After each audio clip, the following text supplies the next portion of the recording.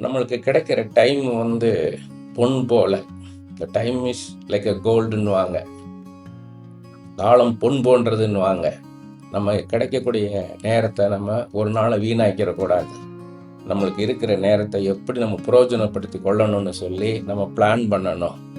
நம்ம ஏதாவது எழுத வேண்டியிருக்குதா எழுதணும், ஏதாவது படிக்க வேண்டியது இருக்கா படிக்கணும். அது நம்மளுக்கு பிரயோஜனமாக இருக்கும். வீணாக பொழுதை கழிச்சிடக்கூடாது. ஏன்னா அந்த பொழுது திரும்ப கிடைக்காது, அந்த டைம் நமக்கு திரும்ப கிடைக்காது. நம்ம பிளான் பண்ணணும்.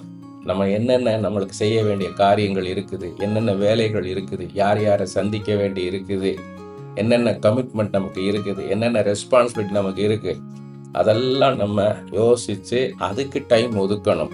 அப்படி ஒதுக்கும்போது நமக்கு பொழுது வீணாய் போகாது. நமக்கு கிடைக்கிற டைம் ரொம்ப ப்ரிசியஸ், விலையேற பெற்றது. அதை நம்ம வீணாக்கிடக்கூடாது.